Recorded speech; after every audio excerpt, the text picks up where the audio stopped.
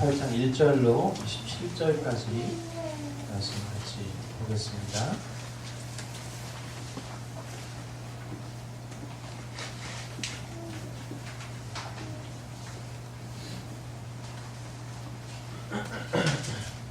제가 먼저 보고 여러분들 한 절 교독으로 말씀 보겠습니다. 예수께서 이 말씀을 하신 뒤에 제자들과 함께 기드론 골짜기 건너편으로 가셨다. 거기에는 동산이 하나 있었는데 예수와 그 제자들이 거기에 들어가셨다. 예수가 그 제자들과 함께 거기서 여러 번 모이셨으므로 예수를 넘겨줄 유다도 그곳을 알고 있었다. 유다는 로마 군대 병정들과 제사장들과 바리새파 사람들이 보낸 성전 경비병들을 데리고 그리로 갔다. 그들은 등불과 횃불과 무기를 들고 있었다. 예수께서는 자기에게 닥쳐올 일을 모두 아시고 앞으로 나서서 그들에게 물으셨다. 너희는 누구를 찾느냐? 그들이 대답하였다. 나사렛 사람 예수요. 예수께서 그들에게 말씀하셨다. 내가 그 사람이다.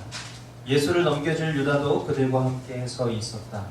예수께서 그들에게 내가 그 사람이다 하고 말씀하시니 그들은 뒤로 물러나서 땅에 쓰러졌다. 다시 예수께서 그들에게 물으셨다. 너희는 누구를 찾느냐? 그들이 대답하였다. 나사렛 사람 예수요.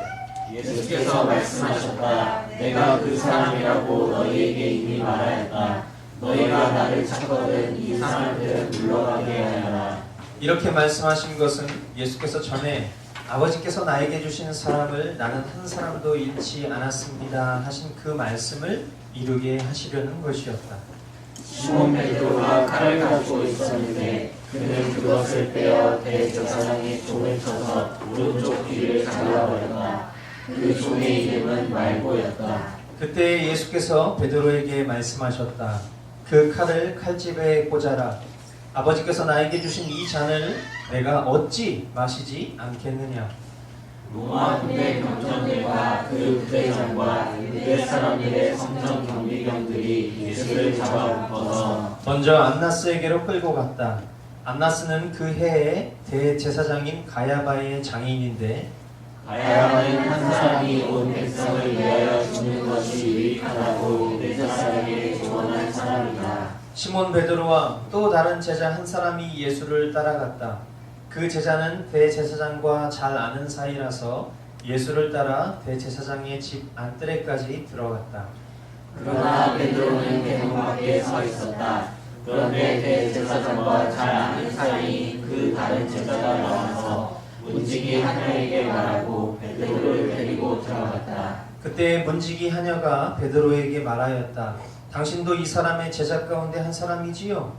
베드로는 아니요 하고 대답하였다. 날이 추워서 종들과 경비병들이 숯불을 피워놓고 서서 불을 쬐고 있는데 베드로도 그들과 함께 서서 불을 쬐고 있었다. 대제사장은 예수께 그의 제자들과 그의 가르침에 관하여 물었다. 예수께서 대답하셨다. 나는 그전에 곧 세상에 말하였소. 나는 언제나 모든 유대 사람이 모이는 회당과 성전에서 가르쳤으며 아무것도 숨어서 말한 것이 없소. 그런데 어찌하여 나에게 묻소? 내가 무슨 말을 하였는지를 들은 사람들에게 물어보시오. 내가 말한 것을 그들이 알고 있소. 예수께서 이렇게 말씀하시니 경비병 한 사람이 곁에 서 있다가 대제사장에게 그게 무슨 대답이냐 하면서 손바닥으로 예수를 때렸다. 예수께서 그 사람에게 말씀하셨다. 내가 한 말에 잘못이 있으면 잘못되었다는 증거를 대시오. 그러나 내가 한 말이 옳다면 어찌하여 나를 때리시오? 안나스는 예수를 묶은 그대로 대제사장 가야바에게로 보냈다. 시몬 베드로는 서서 불을 쬐고 있었다. 사람들이 그에게 물었다. 당신도 그의 제자 가운데 한 사람이지요?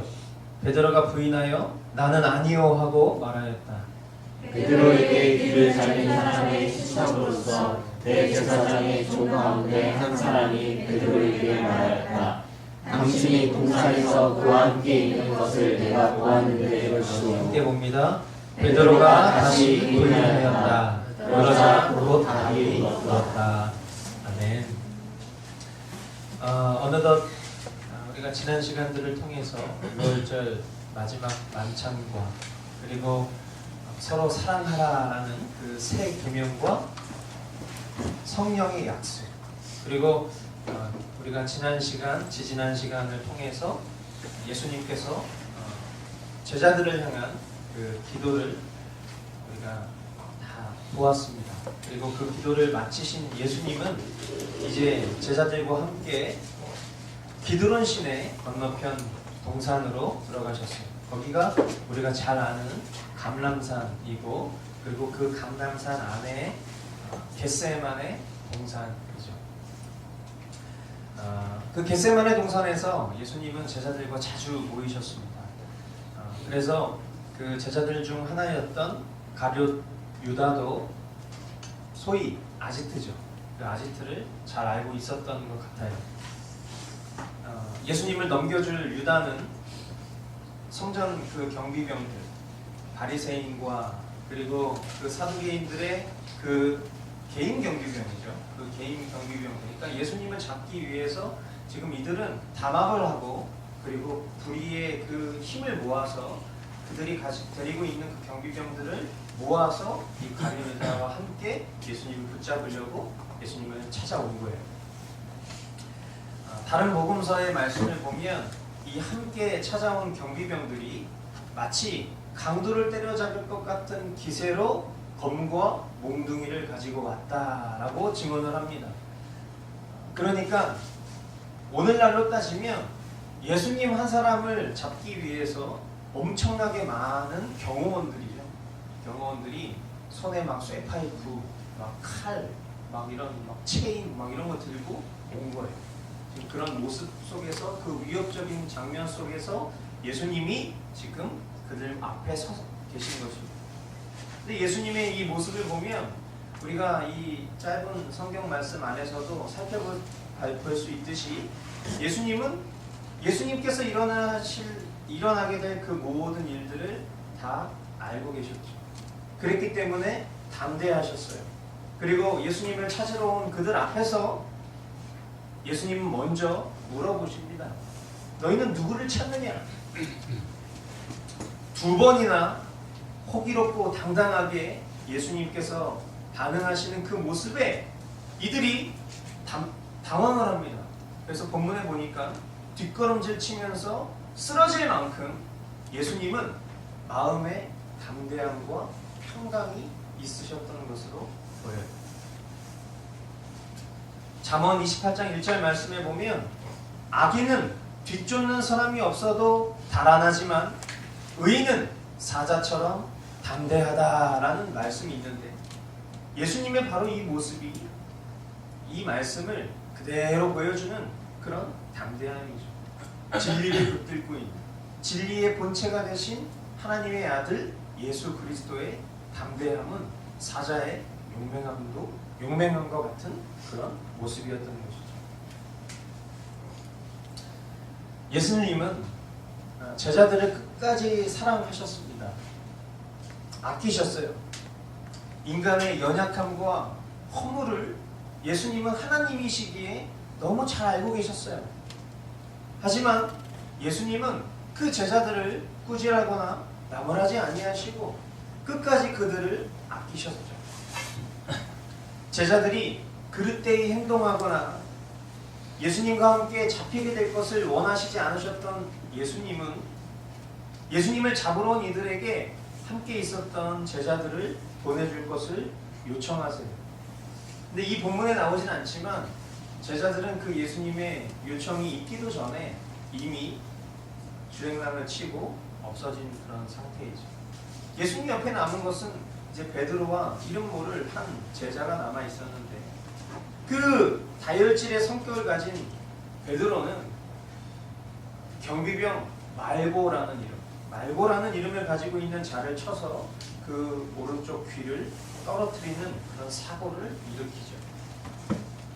당장이라도 예수님을 대신해서 그 십자가를 짊어질 수 있을 것 같은 그 혈기왕성한 그 베드로의 모습은 우리가 오늘 본문을 통해서도, 그리고 우리가 너무나 잘 아는 것처럼 잠시 후 어떤 태도를 보이게 될지를 우리는 알고 있기에 다소 어리석은 모습이 아닌가 싶습니다.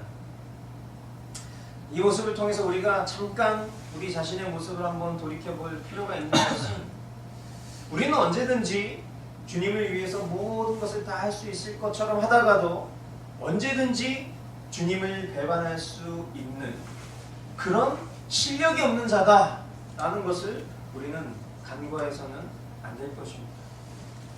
죄에 대해서, 나 자신의 연약함에 대해서, 이 세상의 풍조에 대해서 내 자신 스스로가 언제든지 그것을 능히 이겨낼 수 있을 것이라고 여기는 착각을 우리가 빨리 거둬야 돼요.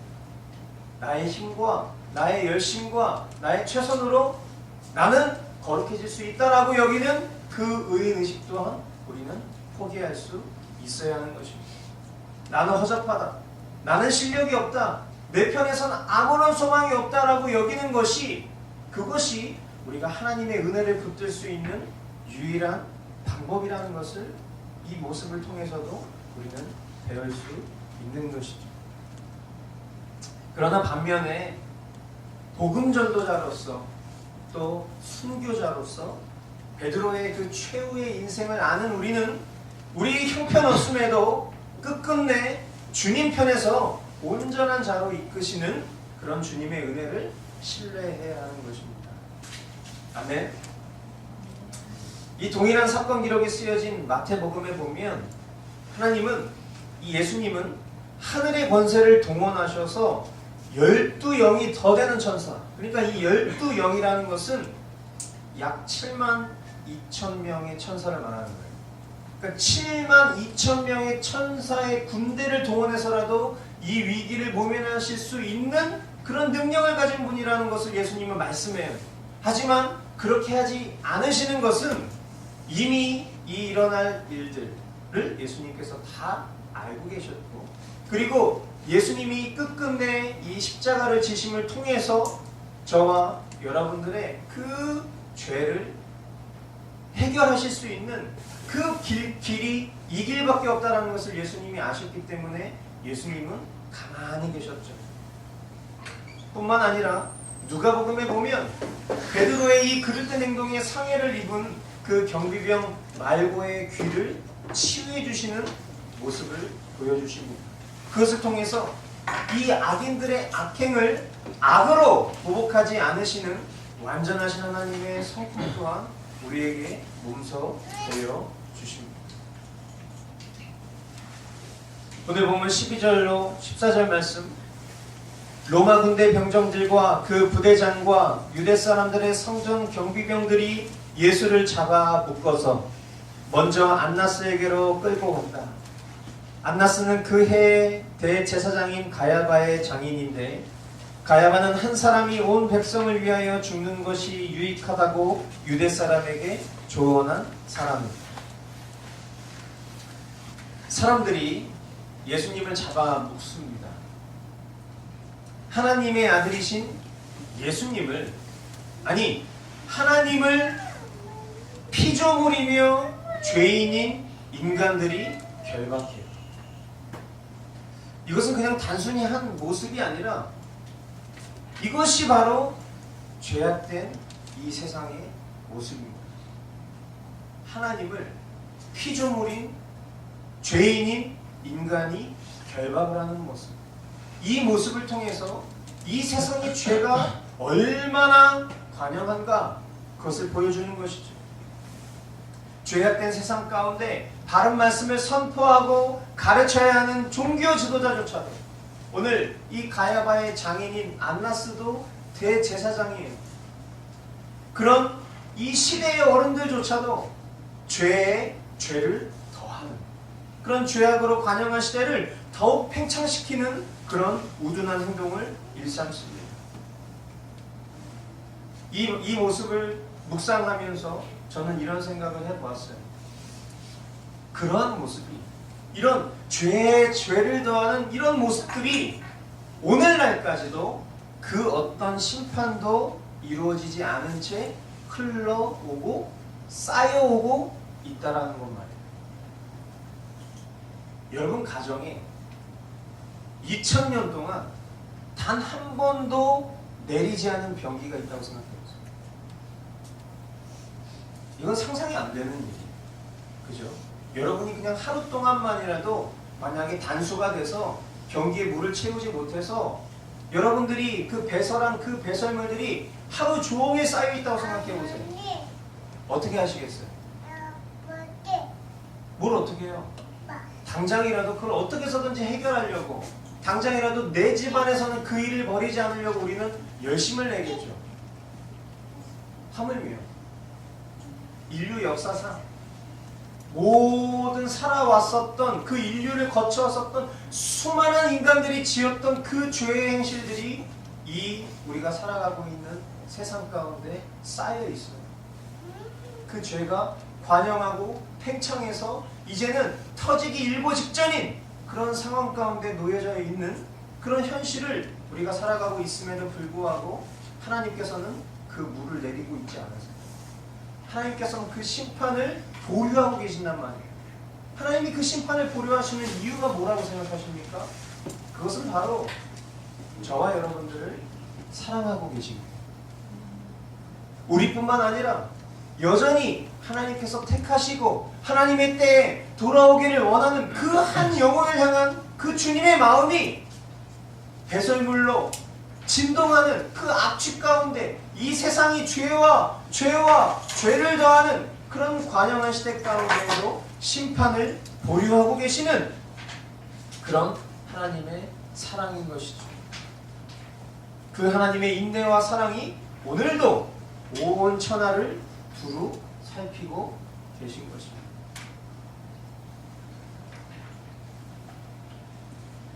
혈기를 부리면서 예수님을 위해 당장이라도 십자가를 질 것 같은 베드로는 무리들의 틈에 숨죽이며 예수님의 동선을 따라다닙니다.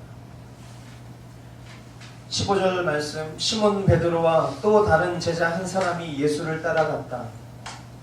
그 제자는 대제사장과 잘 아는 사이라서 예수를 따라 대제사장의 집 안뜰까지 들어갔다. 그러나 베드로는 대문 밖에 서 있었다.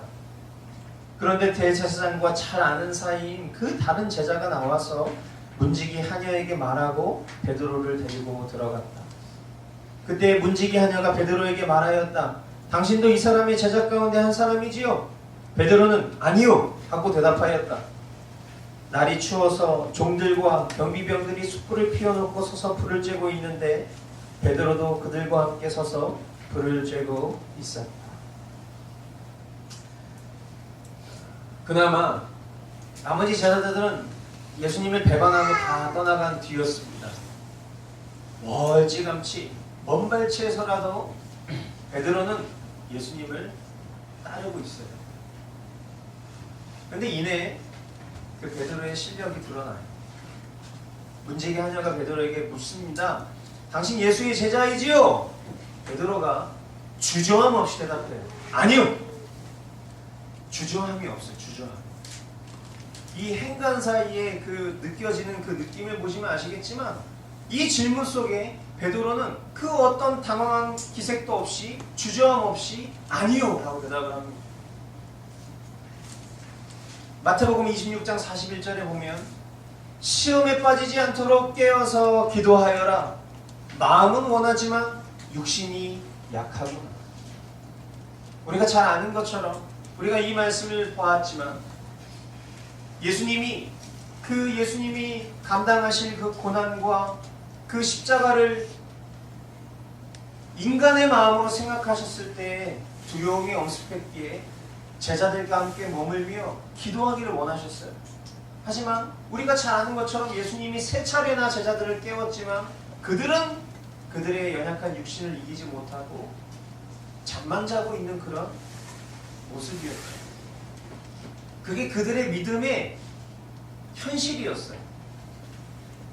예수님은 그 두려움과 고난 가운데에서도 기도하기를 포기하지 않으셨기에 아까 그 경비병들에게 잡혔을 때 그 경비병들이 흠칫 놀라며 뒤로 자빠질 만큼의 담대함과 평강을 가지고 계셨던 것인데 이 제자들은 하나님의 그 영광을 바라보지 못하고 예수님이 붙잡히시던 그 순간에 온데간데 사라지고 없어지는 그런 모습의 실력을 가지고 있는 자들이었습니다.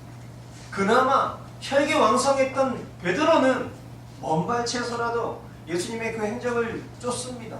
그런데 그러는 가운데 질문을 받아요. 당신이 그 예수의 제자 아니었던가?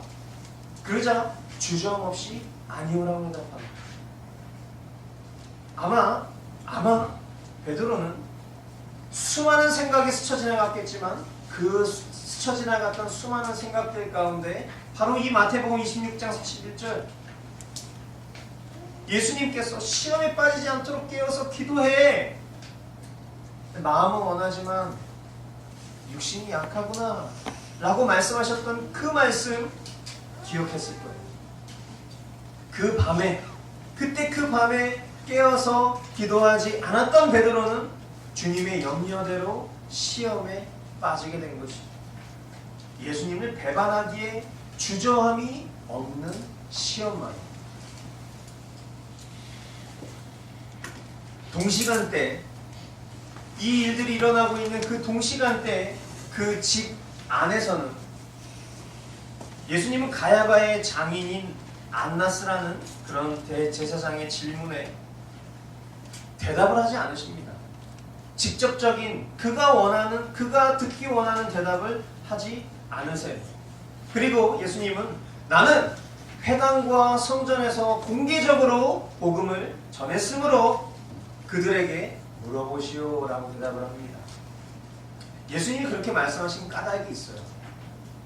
예수님은 마태복음 7장 6절 말씀을 보면 거룩한 것을 개에게 주지 말고 너희의 진주를 돼지 앞에 던지지 말아라. 그들이 발로 그것을 짓밟고 되돌아서서 너희를 물어 뜯을지도 모른다. 예수님이 말씀을 하셔도 예수님이 바른 증언을 하셔도 전혀 믿으려고 하지 않는 그들 앞에 예수님은 자신의 결백과 그 하나님이 허락하신 그 위대한 사명을 말씀하실 필요가 없었던 거예요.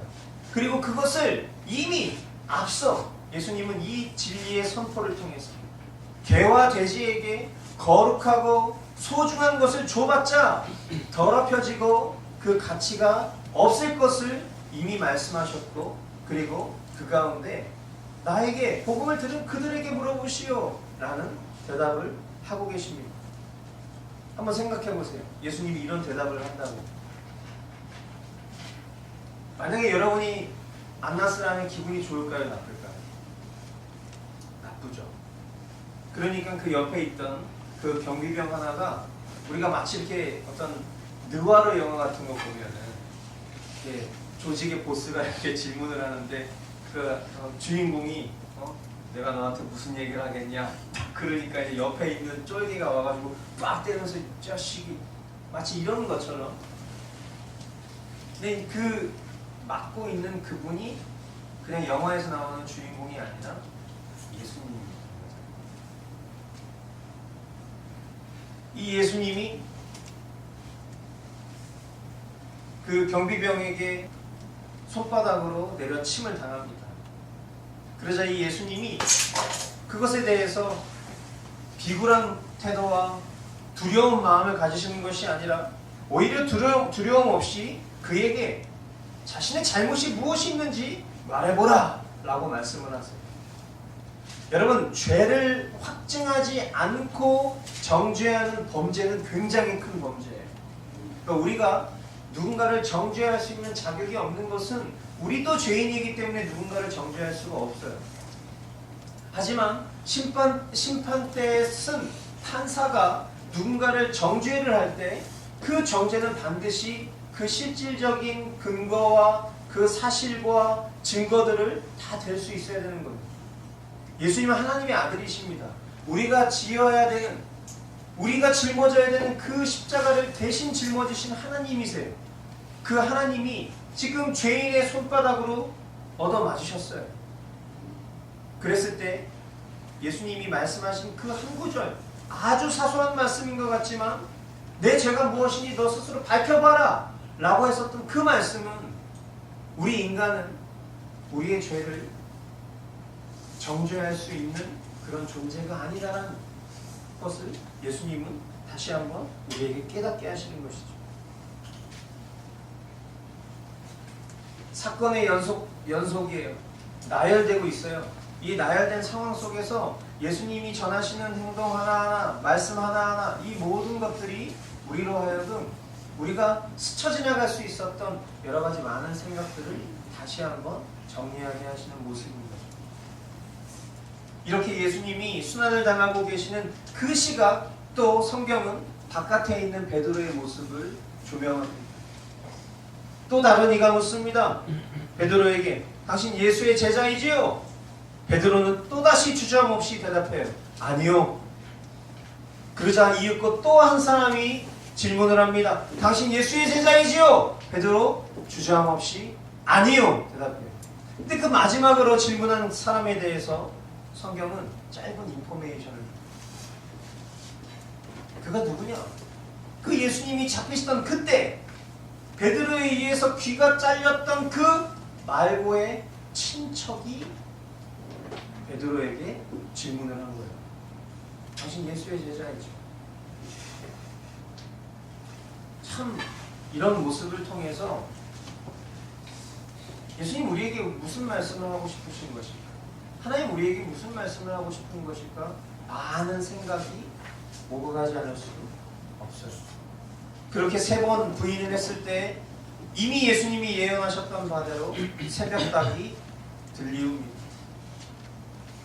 그리고 그 예수님의 예언이 성취되는 것을 확인하고 오늘 본문이 마감됩니다.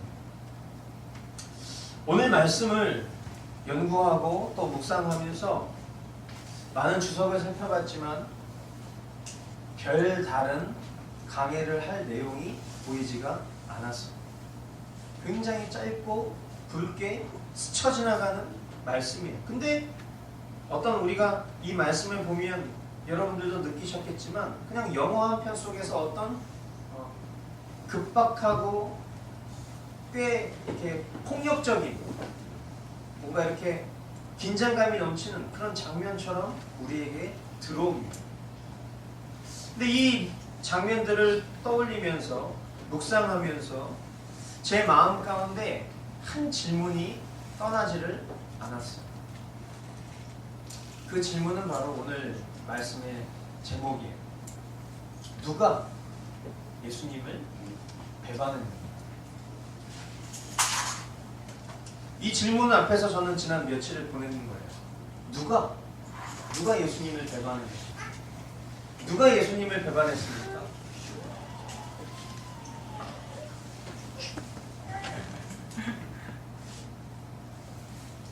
제가 이 등장인물을 봤어요. 예수님을 제외한 이들을 보니까 서두부터 보면 은돈 30에 예수님을 판 가룟 유다, 그와 함께 온 대제사장 바리새인들의 경비병들, 그리고 그 경비병들 중 하나 실명이 거론됐었던 말고, 그리고 본문에 등장하지 않지만 예수님이 붙잡히셨을 때 도망친 제자들, 그리고 베드로, 그리고 이름 모를 또 한 명의 제자, 그리고 가야바의 장인 안나스와 그 주변에 있던 군인들과 경비병들, 문지키는 그 베드로를 알아봤었던 여종, 예수님을 손바닥으로 내리쳤었던 안나스의 경비병, 그리고 베드로를 제자로 알아봤었던 어떤 사람들, 그리고 그 사람들 중에 한 명의 말고의 친척. 이게 오늘 우리가 읽었었던 본문에 등장하는 많은 등장인물들인데, 우리가 제목만 들었을 때, 직관적으로 생각했을 때 예수님을 배반한 사람이 누구입니까? 라는 질문을 던지면 우리는 아마 머릿속으로 가룟 유다 한 사람 정도를 떠올리고 말았을 거예요.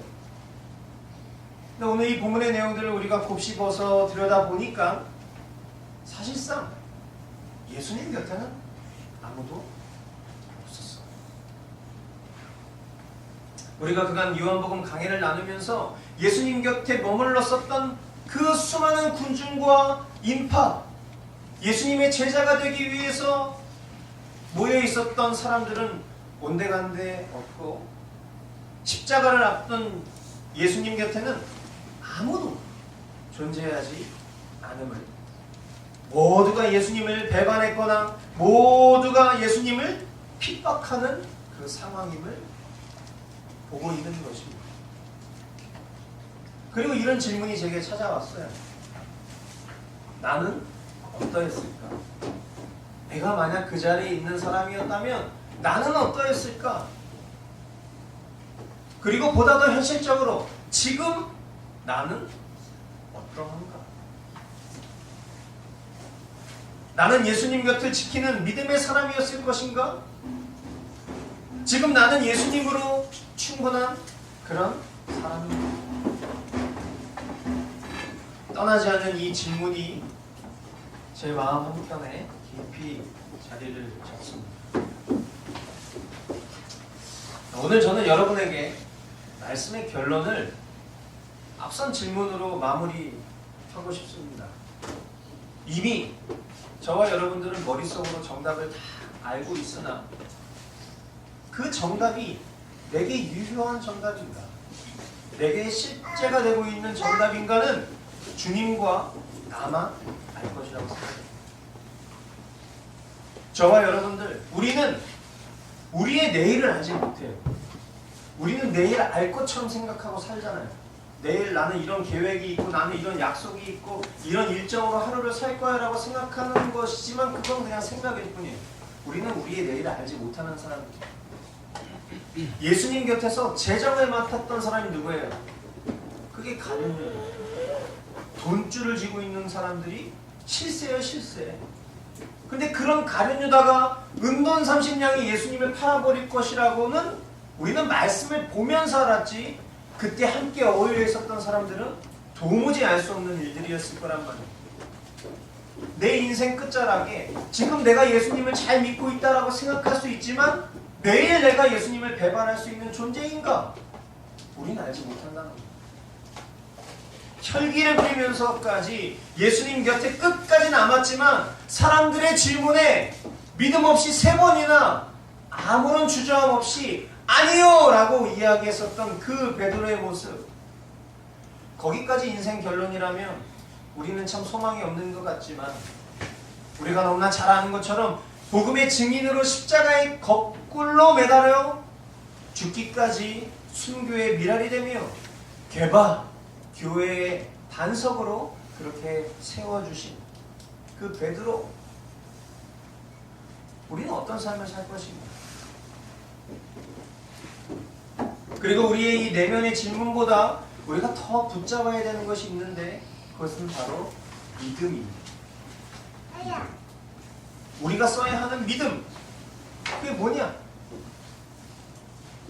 끝으로 우리가 요즘 함께 보고 있는 도르트신경 둘째 교리 하나님의 예정 가운데 제 8항과 9항, 그저께 올라왔었던 말씀인데 이것은 오늘 이 말씀의 이 설교의 결론으로 읽고 마무리하고자 합니다. 하나님은 택한 백성에게 그리스도의 죽으심과 모든 은택을 주시니 로마서 8장 32절 자기 아들을 아끼지 아니하시고 우리 모든 사람을 위하여 내주시니가 어찌 그 아들과 함께 모든 것을 우리에게 주시지 아니하겠느냐 하셨습니다. 그리스도가 중보하시는 택하신 자들에게 결코 정죄함이 없으니 로마서 8장 33절 34절 누가 능히 하나님께서 택하신 자들을 고발하리요 의롭다 하신 이는 하나님이시니 누가 정죄하리요 죽으실 뿐 아니라 다시 살아나신 이는 그리스도 예수시니 그는 하나님 우편에 계신 자요 우리를 위하여 강구하시는 자신이라 라고 하셨습니다. 그리스도는 택한 백성을 모을 것이니 요한복음 10장 16절 또 이 우리에 들지 아니한 다른 양들이 내게 있어 내가 인도하여야 할 터이니 그들도 내 음성을 듣고 한 무리가 되어 한 목자에게 있으리라 라고 하셨습니다. 기도하겠습니다.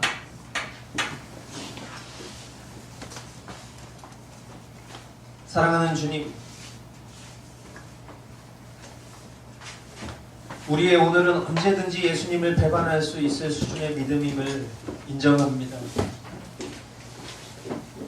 내가 상상하는 내 믿음은 목에 칼이 들어와도 예수님을 배반하지 않을 것을 상상하지만 예수님을 사랑하여 예수님 곁을 지켰던 베드로, 일순간이지만 믿음으로 무리를 걸었던 그도 비참하게 예수님을 배반하는 것을 보면서 형편없는 우리 믿음의 실제를 깨닫습니다.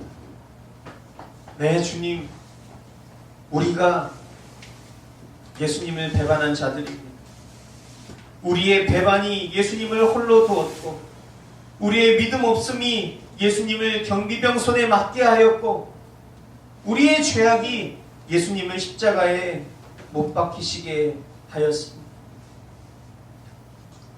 그러나 주님, 우리의 그 형편없는 믿음과 배반, 죄악의 기준을 두지 아니하시고 하나님의 온전하신 선택의 근거를 두셔서 우리를 위하여 십자가 대속을 아낌없이 감당하시고 모든 것을 우리에게 주셨으며, 우리가 우리를 형편없는 존재로 바라보고 있을 그때에도 누가 우리 새끼를, 누가 우리 사랑하는 아들을, 딸을 정죄하나며 우리를 위해 기도하시는 주님을 이 시간 신뢰하며 우리의 허물보다, 우리의 모든 허물을 합친 크기보다 더 크신 주님의 사랑과 전적인 은혜를 의지하며 더 이상 주님을 배반치 아니하고 세상 사랑하지 아니하며 자아 추구하지 아니하며 주님 곁에 딱 달라붙어서 주님만 알기 원하고 주님만 사랑하기 원하는 그런 존재로 살기를 결단하오니 주님,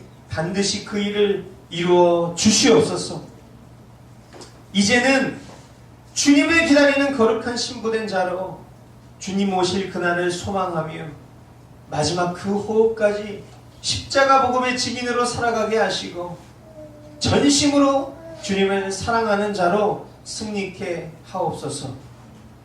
이 일을 이루실 주님께 감사하며 귀한 믿음의 예물을 드릴 때에 우리의 믿음이 주님 앞에 향기로운 제물 되게 하옵소서. 존귀하신 예수님의 이름으로 기도하옵나이다.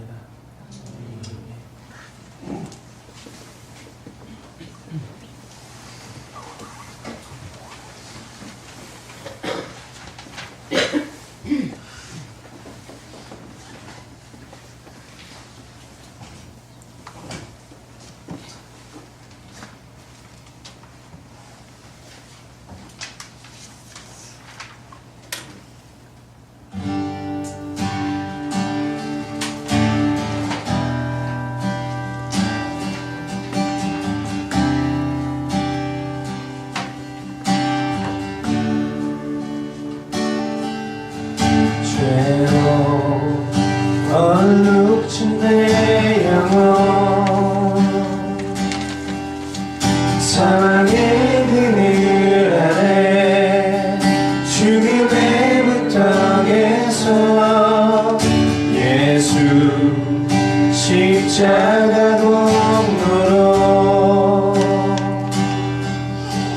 구원 내 은혜 임했네.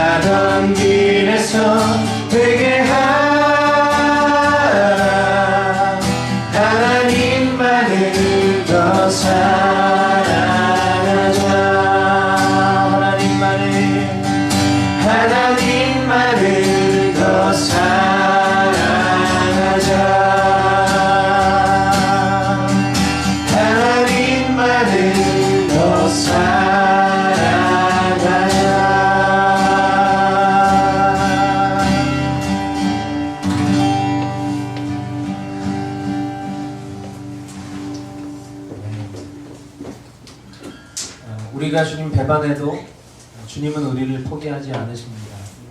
아멘. 끝끝내 우리가 주님 편에 서 있는 자로 영광스러운 주님의 복음의 증인으로 우리를 이끄실 주님만 기대합니다. 아멘. 이제는 우리를 죄악 가운데에서 우리를 배반 가운데에서도 우리를 포기하지 아니하시고 2000년 전 갈보리 언덕 그 십자가를 기꺼이 감당하신 아들 예수 그리스도의 은혜와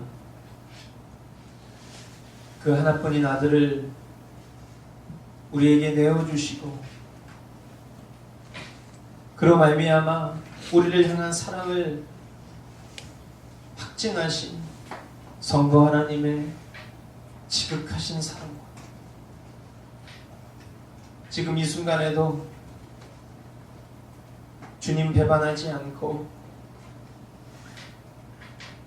예수 그리스도를 사랑과 신실로 따를 수 있도록 우리의 심령 가운데 내주 교통하시는 성령님의 위로가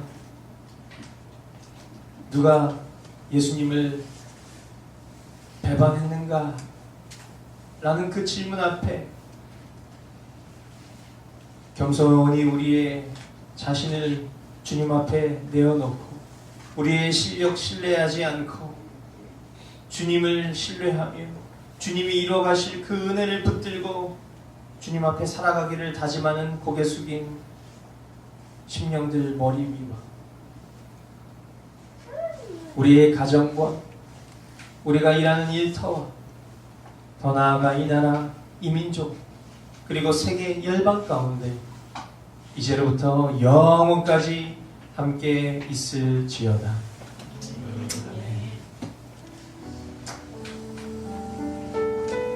예배를 마쳤습니다. 하나님께 영광의 박수 우리 전시원 드리겠습니다.